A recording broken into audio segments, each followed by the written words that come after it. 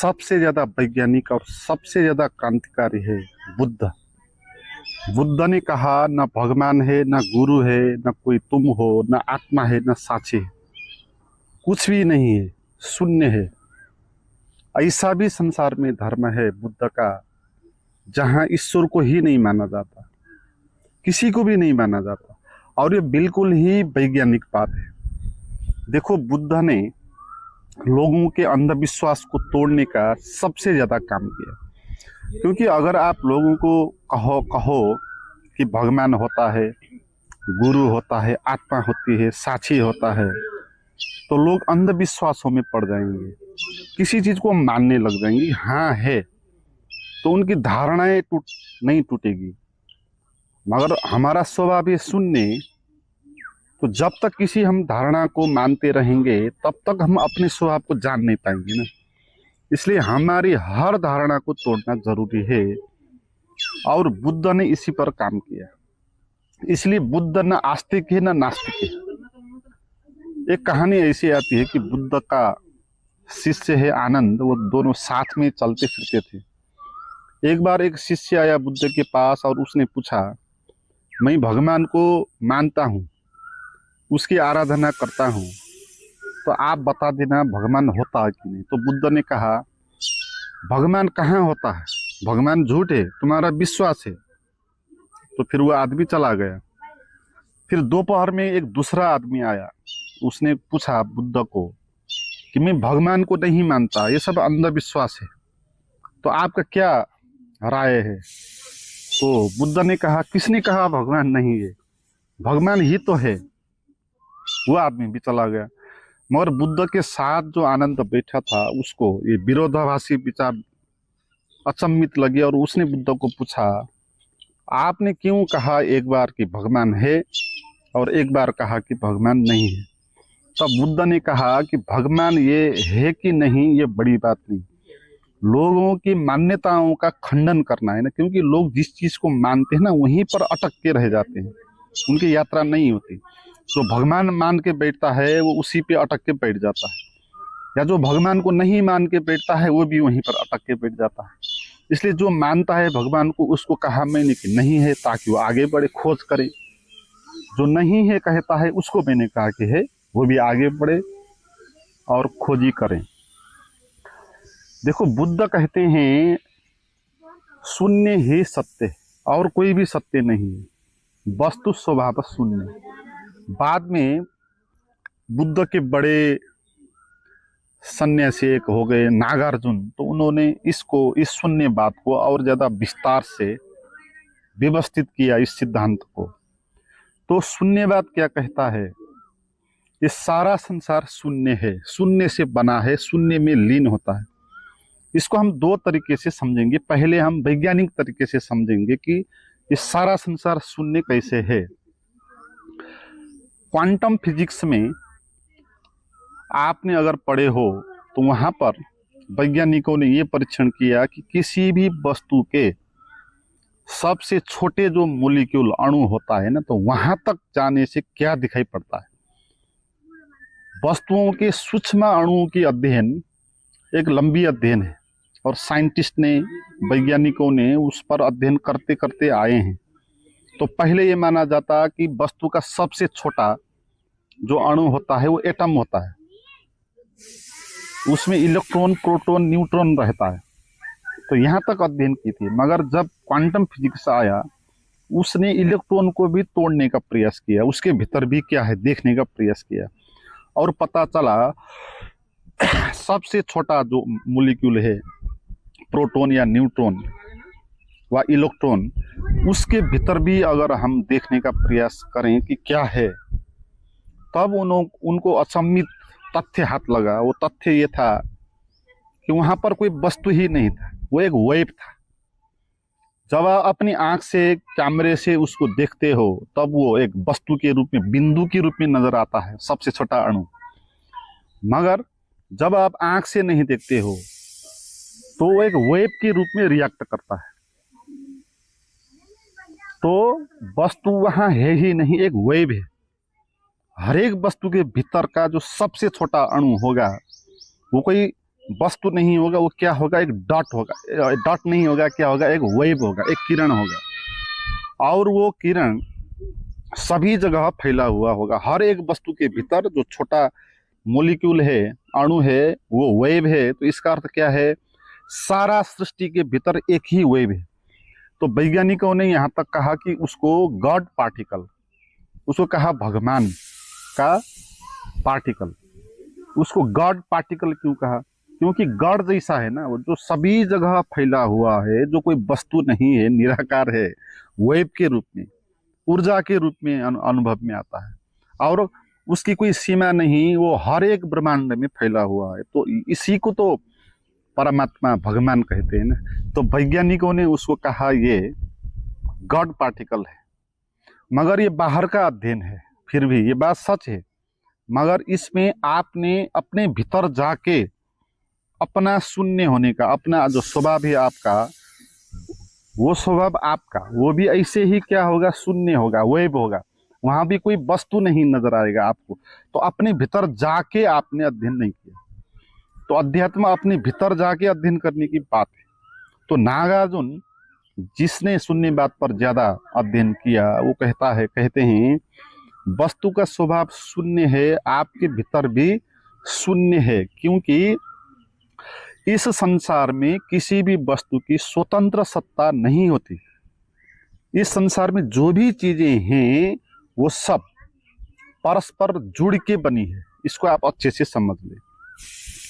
किसी भी वस्तु की स्वतंत्र सत्ता नहीं है। इसका अर्थ क्या है, इस संसार में कोई भी चीज अकेली नहीं है, बिना जुड़े।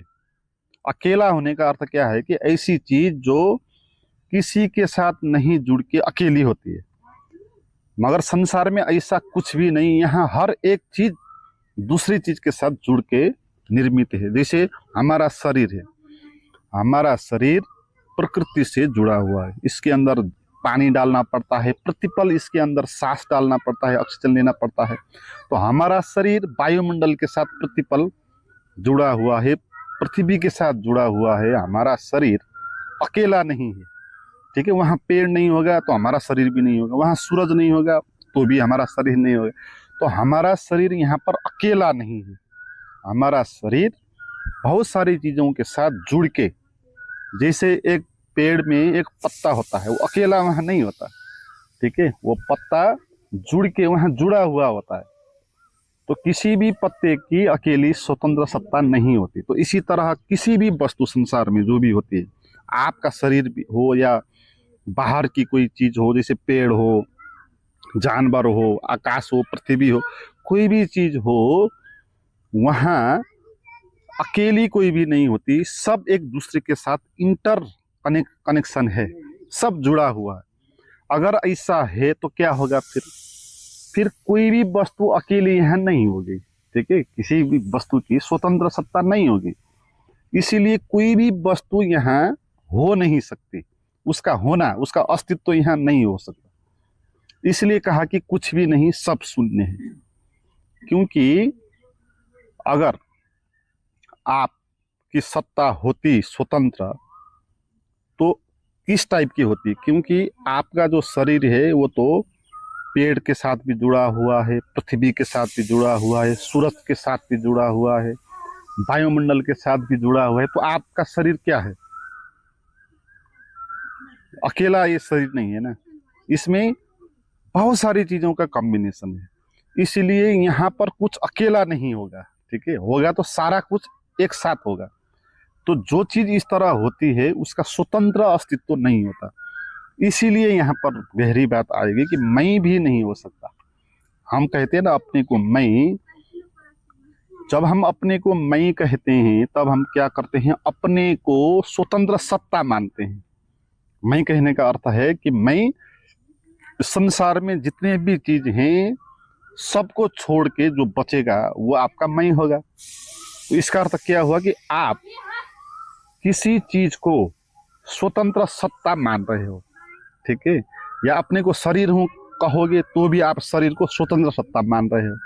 अपने को मन हूं कहोगे तो भी मन को स्वतंत्र सत्ता मान रहे हो। भगवान हूं कहोगे तो भी भगवान की स्वतंत्र सत्ता आ गई। तो भगवान भी अकेला नहीं हो सकता।